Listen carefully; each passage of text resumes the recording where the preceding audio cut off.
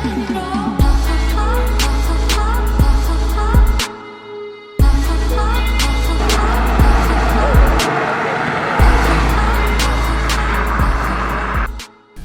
going on, everyone? I'm with Darius in his 2004 Audi B6 Avant, which is a 1.8 litre turbo, and he's kind enough to let me go for a drive in it. It's got a all-time four-wheel drive system, and it's got a 6-speed manual gearbox, the same gearbox as the Audi S4 of the same year. So Darius, tell me a little bit about the car. So I haven't actually had it for that long. I got it in October 2015. I've done its stock apart from a tune, which I've done to it. Otherwise, everything else is stock. So who did the tune? Euro Car Surgeon out in Penrose. Yeah, originally it comes from the factory with 187 horsepower, and with the tune, it's gone up to around about 215. I mean, it hasn't been dynoed or anything, but that's just the stats that they gave us. We just coming from the location we did glamour shots at, and there's some pretty ghastly speed bumps around here. So oh Jesus, yeah, we just hit one really hard. I was battling to get over that, if you can tell. Yeah. And then yeah, it had 263 Newton meters of torque, and that's gone up to a whopping 363. So that's quite, that's quite an improvement. And the tune, I mean, the tune wasn't like, that was pretty affordable. Like, yeah, it was $700 compared to like other companies which do them for like $2,000, and they offer really not much more. So. Yeah, otherwise everything else is stock. Apart from the wheels, it's got bigger 19-inch wheels. And so what size are you running, Joe? I don't even know what brand they are, but I know they're 235s all round. I was saying, it's a wagon, so it's very practical, and it has quattro all-wheel drive. So it's obviously a full-time all-wheel drive system. And with that amount of torque, it's got quite a decent launch. It's not my car, I'm not going to launch it, but I have been in this car innumerable times, and it's definitely performed. The tune really wakes up cars like these. It's only 1.8, but simple things like a tune, really lets the car wake up. So I'm just going to go for a bit of a pull here.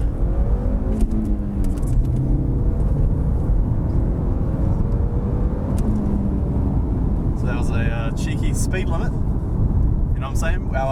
Our follow car today is a R32 GTR, so they're not even keeping up. So that's how quick we are. So we've actually taken it out to Maraetai here. So our friend Cleveland, the 280Z you will have seen in the same neighborhood, same family. Well, obviously not Darius, but what am I saying? So being quite a heavy car, what does this weigh? No, it's actually not that heavy. It's only like 1,400 kilos. I know.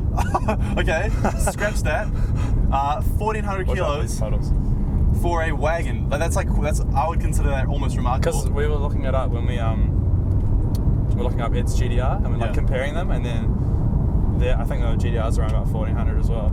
And then when we saw this was 40, yeah. And I mean, just coming from like my whole life, my family's owned Japanese cars, and to go from the sort of economy class to something like this, which costs probably $70,000 new or more.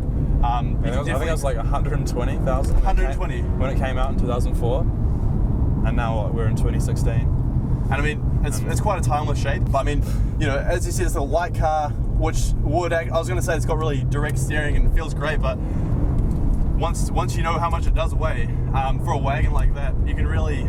I mean, we went through some twisty roads right now. I went around that corner at. I'm not going to disclose how fast I was going, but it was quite enjoyable. It was quite a exciting pace, and so we just ran out of space on the SD card, so I just had to go and erase some old review footage. Rookie mistake, should have cleared my SD card, but oh no, we're just waiting for the follow car to hurry up.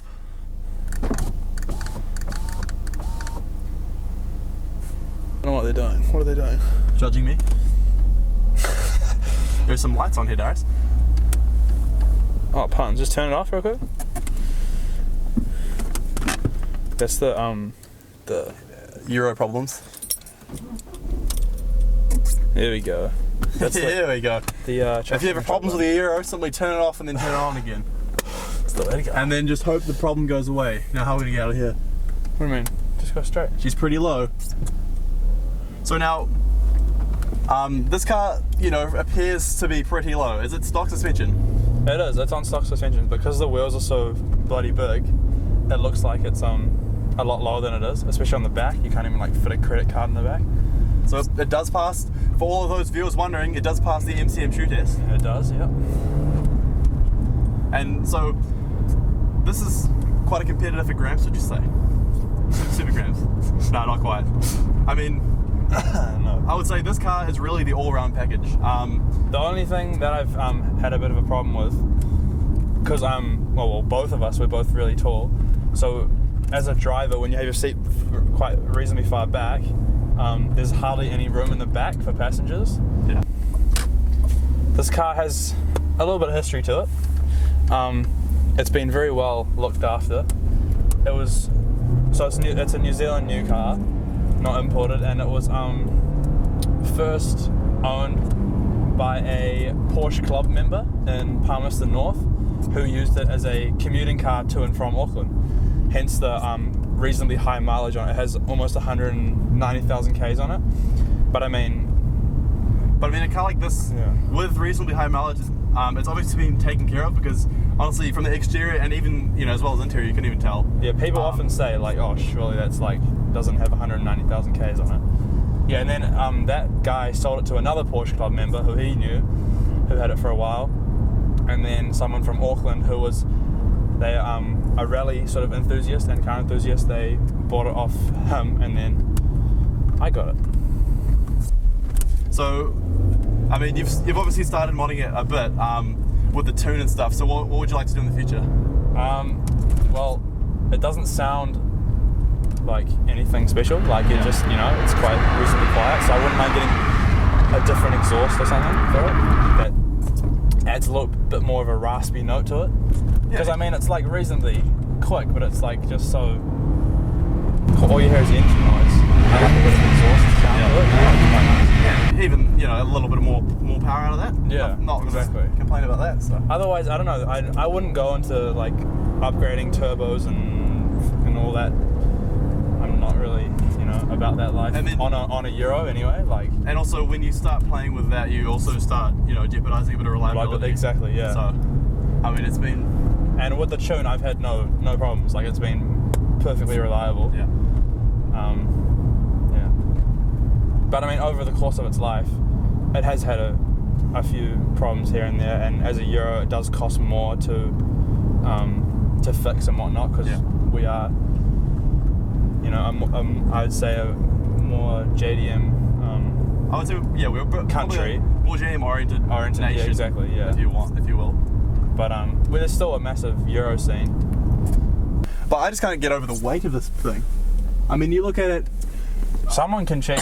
Someone in the comments, hit them up about it and recheck. Please comment, guys. I've got no comments thus far. But I'm pretty sure it's around 1450 kgs.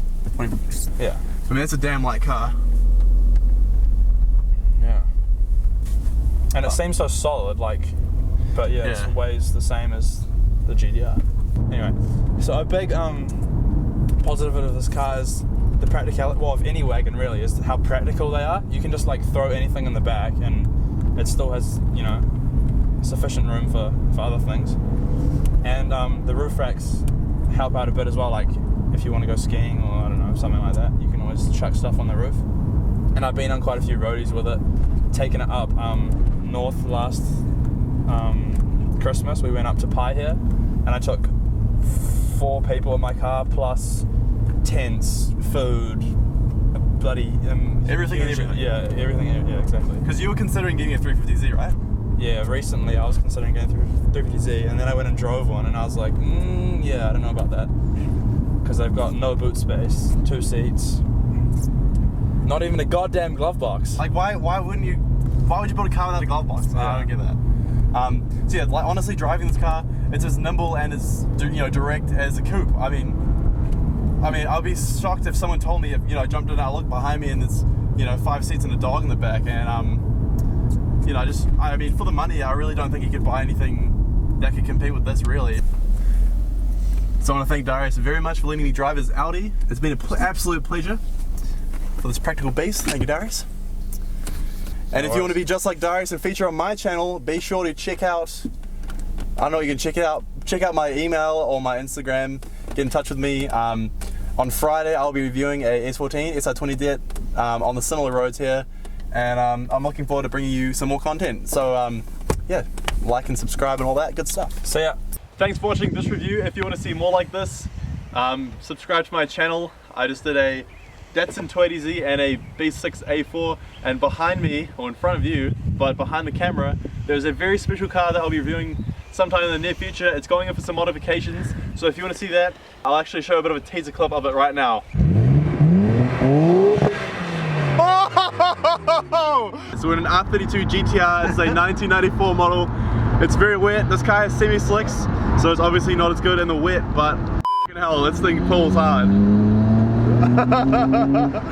Holy shit. And this is like low boost. He's going for a tune next week, we've decided. And he's getting some BC gold coilovers, so I'm going to be making some videos on the install of those. I honestly cannot wait. Follow me on Instagram at Built for the Street. My email is builtforthestreet@gmail.com if you've got a car that you want to feature on the channel, and we can organize something in the future.